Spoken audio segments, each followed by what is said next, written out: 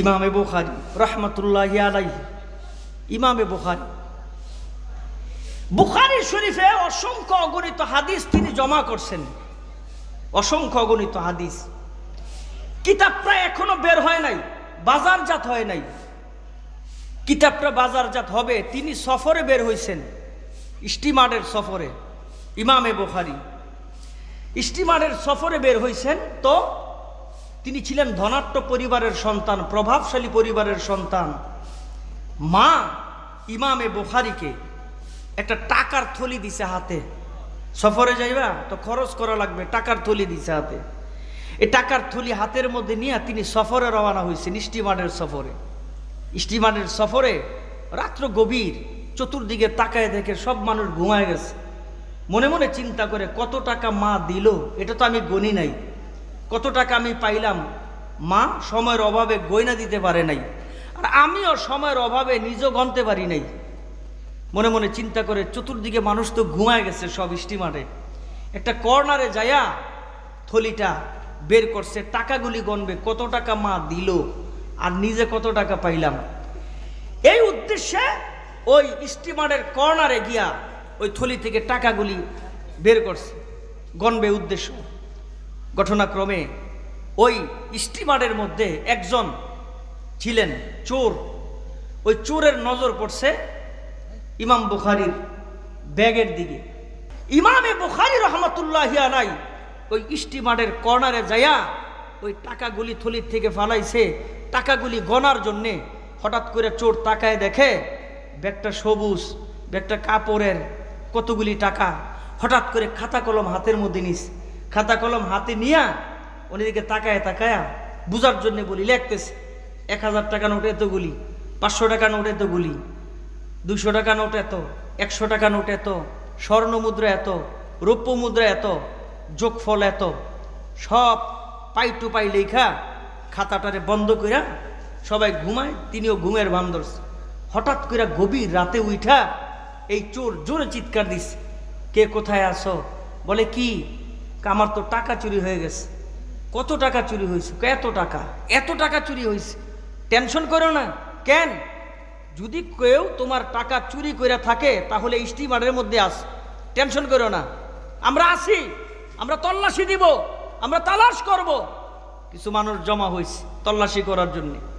এখন তালাশ করতেছে, এক একজন করে তল্লাশি করে নাই, আরেকজন তল্লাশি করে নাই। সব তল্লাশির পরে সর্বশেষে ওই হুজুরের কাছে গেছে। হুজুরকে ইমামে বুখারী রাহমাতুল্লাহি আলাইহি, ওনার কাছে যাওয়ার পরে কিছু মানুষ তো পিছনে জমা হয়েছে। এরা বলতেছে, ভাই হুজুর মানুষ, মাথায় টুপি আছে, থোতায় দাড়ি আছে, গায়ে সুন্দর লম্বা রসুলের সুন্নতি জামা আছে, ওনারে চেক টেক করো না। কেন? আলেমদের প্রতি এমনি মানুষের একটু সিম্পিতি থাকে, এমনি মানুষের একটু ভালোবাসা দরদ থাকে, ওনারে চেক করো না। বলে কেন? সবারে চেক করলাম, ওনারে চেক করবো না কেন? দেখো হুজুর মানুষ, চেক না করলেই মনে হয় ভালো হয়। এবার অরিজিনাল চোর ডাক দেয়া বলে, ওনারই তো সন্দেহ আমার বেশি হয়, তাই না? কি বলে? হ্যাঁ। ইমামে বুখারী দাঁড়ায় গেছে, পরিবেশ তৈরি করে দিছে চেক করার জন্য। দাঁড়ায় গেছে, দাঁড়ায় চেক করে দেখে ইমাম বুখারীর কাছে টাকা নেই। ব্যাগ চেক করে দেখে টাকা নাই। কিরে, টাকা তো পাইলাম না। আবার চেক করেন। কেন? ওনারে সন্দেহ বেশি হয়। তো সন্দেহ বেশি হয়, চেক আবার করবা। ইমাম বুখারী দাঁড়ায় গেছে, দাঁড়ায় চেক করার পরিবেশ তৈরি করেছে।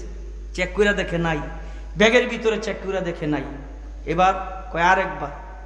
3বার যখন বলছে, মানুষ 2বার চেক করার পরে যখন আবার বলে যে ওনাকে আমার সন্দেহ হয়, যারা আসছে চেক করার জন্য, সহযোগিতা করার জন্য, বড় বড় চোখ তুলে তাকাইতেছে, খবরদার আরেকবার যদি হুজুরের গায়ে হাত দেস, আরেকবার যদি হুজুরে চেক করো, সবাইরে চেক করলি একবার, হুজুরে চেক করলি 2বার, এখন তোমাদের সন্দেহ আরো বেশি হয়, খবরদার হুজুরের গায়ে হাত দিতে পারবা না, খবরদার হুজুরকে চেক করতে পারবা না। এই কথা বলার পরে চলে গেছে। চোরের মাথা নষ্ট। কিরে, সবই তো দেখলাম, ব্যাগও লেখলাম, টাকাও লেখলাম, পরিমাণও লেখলাম, সবই তো ঠিক আছে, টাকা গেল কই? আবার রাতের বেলা ঘুমাইতে গেছে, সবাই ঘুমায়, চোরেও ঘুমায় না আর হুজুরেও ঘুমায় না। চোরে মনে মনে কে হইল কি, আর হুজুরে মনে মনে করলো কি। এই চিন্তা ভাবনা করতে করতে গভীর রাতে ওই চোর আবার ঘুম থেকে উইঠা হুজুরের পাশে আসছে, মাথার মধ্যে হাত দিতেছে। মাথার মধ্যে হাত দিয়া হুজুরে জিজ্ঞাসা করে, কি হুজুর কই কি? সুরে কটে আকু। হুজুর কটে আকার? সুরে কটে আপনার?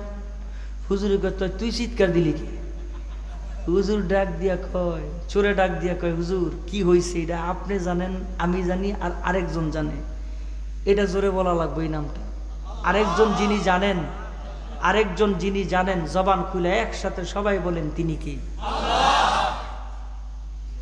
হুজুর ডাক দিয়া কয়, বেটা তুই যখন চিৎকার দিছস, আমি টাকাগুলি পুটলা বাইন্দা পানির মধ্যে ফালাই দিছি। এত টাকা পানিতে ফালাইছেন, ঘটনা কি? আমি একটা কিতাব লিখতেছি, ওই কিতাবের নাম বুখারী শরীফ। একটা হাদিসও মন গড়া জমা করি নাই, আমার নবীর ইশারা পাইছি আর জমা করছি। একটা হাদিসও নবীর ইশারা ছাড়া জমা করি নাই। এই অবস্থায় আজকে যদি আমি আমার টাকাগুলি আমার কাছে রাখতাম, মানুষ যদি চেক করে আমার কাছে আমার টাকাগুলি পাইতো, মানুষ চর্ম চোখে যা দেখে এটাই বিশ্বাস করে, মানুষ মনে মনে বলতো এটা চোর। কিছুদিন পরে আমার কিতাবটা বের হইলে বলতো চোরের কিতাব। মানুষকে বিশ্বাস করা আমার পক্ষে সম্ভব ছিল না। এই কারণে আমার কিতাবের সম্মান রক্ষা করার জন্যে আমি টাকাগুলি পানির মধ্যে নিক্ষেপ করে দিছি, মানুষ যেন কোনো কথা না বলতে পারে। এবার চোর পায়ের মধ্যে ধইরা জোরে জোরে চিৎকার দেয়, আমারে মাফ করে দেন। বলে কেন? আমি ভুল করেছি। এমন জোরে চিৎকার, ওই চিৎকারের কারণে স্টিমারের মধ্যে যেই সমস্ত মানুষগুলি ছিল আবার সবার ঘুম ভাঙিয়া গেছেন।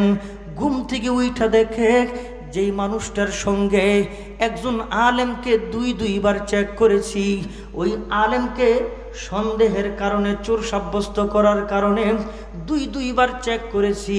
ওই মানুষটা এখন আলেমের পা ধরে জোরে জোরে কান্দেন।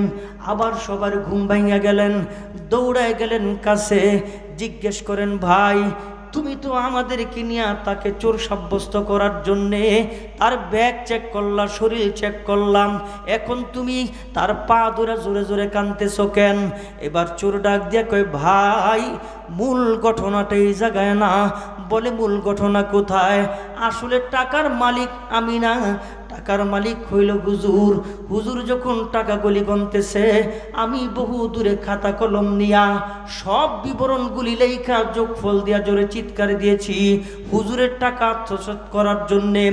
এখন দেখি যেই মানুষ একটা কিতাবের সম্মানের জন্যে এতগুলি টাকা পানির মধ্যে ফালাই দিল, ওই মানুষটা সাধারণ মানুষ হতে পারে না। যেই মানুষটা টাকাগুলি নদীর মধ্যে ফালাই দিল, ওই মানুষটা সাধারণ কোনো মানুষ হতে পারে না। হুজুরের কাছে মাপ চাই, আমারে মাপ করে দেন। আপনাদেরকে যাদেরকে ধোঁকা দেওয়ার জন্য কষ্ট দিছি, আপনারাও আমারে মাপ করে দেন। জোরে জোরে চিৎকার করেন।